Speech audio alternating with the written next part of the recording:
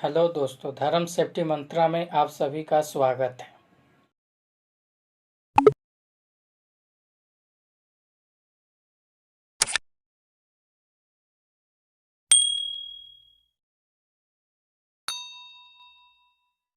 तो दोस्तों, हमारा आज का टॉपिक है 5S। यह जो 5S है, हमारा पिछला एक वीडियो में बनाया हाउसकीपिंग, उसी से संबंधित है। इसमें आज हम लोग समझने की कोशिश करेंगे कि 5S है क्या, इसके डेफिनेशन क्या है, इसमें 5 क्या है और S क्या है। ये सारी चीज़ें हम लोग आज समझने की इसमें कोशिश करेंगे। तो 5S जो होती हैं वह एक जापानी शब्द है जिनकी शुरुआत S से होती है, इसलिए इसे 5S बोला जाता है। इसमें 5 S होती हैं, ठीक है, और यह एक जापानी शब्द है और S से ही शुरुआत होती है, इसलिए इसे हम लोग 5S बोलते हैं।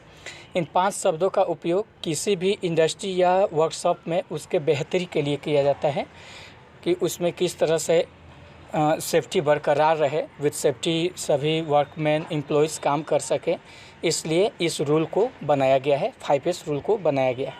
आगे हम लोग इसमें समझने की कोशिश करेंगे कि 5 क्या है, S क्या है, यानी आगे देखते हैं। इसमें क्या है, 5S के पाँचों 5 का मतलब होता है इसमें कि इसमें हमारा 5 रूल हैं।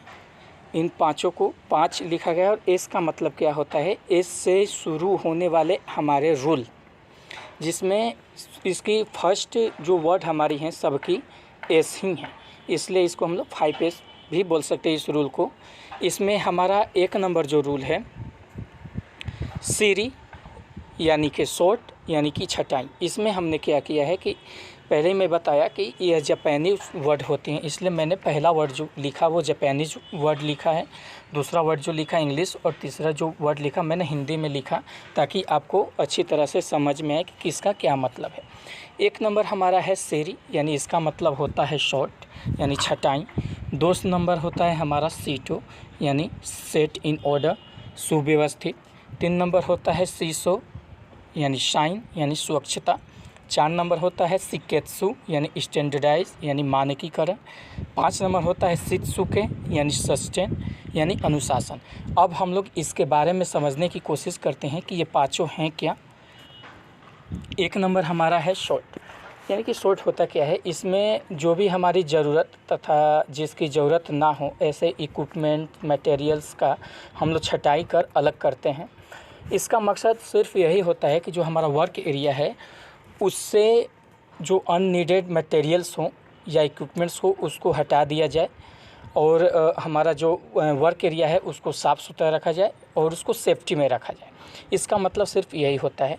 यानी कि अगर एक वर्ड में अगर अच्छा से हम लोग इसको समझने की कोशिश करें एक लाइन में, कि जो भी हमारा बिना मतलब की चीज़ें हैं उसको वर्क एरिया से हटाकर वर्क एरिया को साफ़ सुथरा कर विद सेफ्टी हमें उसमें काम करना है। शॉर्ट का मतलब यही होता है।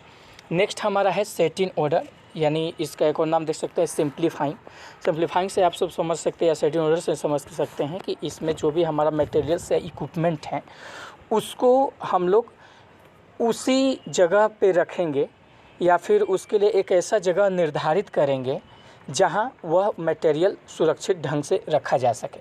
हम कभी भी ढूंढने जाएं तो हमें यह नहीं कि ज़्यादा समय लग जाए, या नहीं कि यहाँ पे ये मटेरियल से वहाँ पे वो मटेरियल से इस तरह से ना करना पड़े। हमें अच्छी तरह से पता है कि किस जगह पे कौन सी मटेरियल से हम तुरंत जाएं, वो मटेरियल्स या इक्विपमेंट्स लें और वापस अपने वर्क एरिया पे आ जाएं। इससे हमें क्या होती हैं कि हम सेफ्टी के साथ रहेंगे, हमारा कोई प्रॉब्लम नहीं होगी। और दूसरी चीज़ क्या होती है जो सबकी महत्वपूर्ण है कि हमारा समय का बचत होगा। यह होता है हमारा सेट इन ऑर्डर सिंप्लीफाइंग। इसमें आप लोग पिक्चर में भी देख सकते हैं कि सभी इक्विपमेंट्स को उसके एक निर्धारित जगह पे रखा गया है। इस तरह से रखे रहने से हम कभी भी जाएंगे तुरंत जो भी इक्विपमेंट्स हम लेंगे और अपने फिर वर्क एरिया पर दोबारा चले जाएंगे। 3 नंबर हमारी क्या होती है, साइन, यानी कि क्लीनिंग एरिया को। आप लोग पिक्चर में देख सकते हो कि एक आदमी जो है वह एक वर्क एरिया को साइन कर रहा है, क्लीन कर रहा है। तो इसमें हमारे वर्क एरिया को क्या होता है कि अच्छी तरह से साफ़ सुथरा रखना, उसे प्रॉपर क्लीनिंग करना होता है। इसके साथ साथ जो भी हमारा इक्विपमेंट्स होते हैं उसको प्रॉपर क्लीनिंग करके साफ़ सुथरा करके उसका जो जगह है उस जगह पे रख देना है। इससे क्या हो रहा है कि अगर हमारा इक्विपमेंट्स या मटेरियल्स या जो हमारा वर्क एरिया अगर साफ़ सुथरा रहा तो हमें वहाँ काम करने में मन भी लगेगा। जो हमारे अदर्स वर्कमैन हैं या हम खुद या एम्प्लॉइज़ जो हैं वो सुरक्षित महसूस कर उस वर्क एरिया पर बिना किसी डर के काम कर पाएंगे। 3 नंबर हो गया हमारा। 4 नंबर है स्टैंडर्डाइज। स्टैंडर्डाइज का मतलब क्या होता है कि किसी भी प्रकार से हम लोग अपने एक रूल को बनाएंगे, उस रूल को हम लोग किसी भी तरह से अपने वर्क एरिया पे उसको फॉलो करवाएंगे और ख़ुद भी करेंगे। बोलने का मतलब क्या है कि इसमें एक रूल बनाना होता है और इसे खुद तथा दूसरों को भी फॉलो कराना होता है और ख़ुद भी फॉलो करना होता है।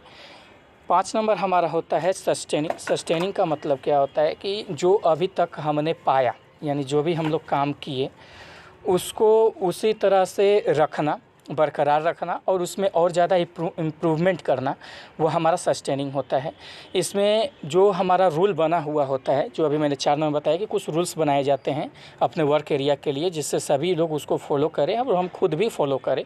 तो वह जो रूल बने होते हैं उस रूल को हम अपने हैबिट में रखें। जैसे कि आप लोग जानते होंगे कि कोई व्यक्ति या बहुत सारे ऐसे व्यक्ति भी हैं जिनका यह हैबिट होता है कि वह सुबह उठते उठते सबसे पहले जो भी अपना क्रियाकलाप है करके वो लोग कोई व्यायाम या कोई जिम वगैरह करेंगे। उसके बाद से फिर ब्रश करेंगे, नहाएंगे, नाश्ता करेंगे, फिर अपना ड्यूटी जाना हो तो ड्यूटी जाएंगे या फिर पढ़ने वाले बच्चे हैं तो पढ़ने जाएंगे। वो उनके हैबिट है। उसी तरह से ही हमें अपने इंडस्ट्री में ये जो भी हमारे रूल्स बने हुए हैं उन्हें प्रॉपर अपने हैबिट्स में बैठाना होता है।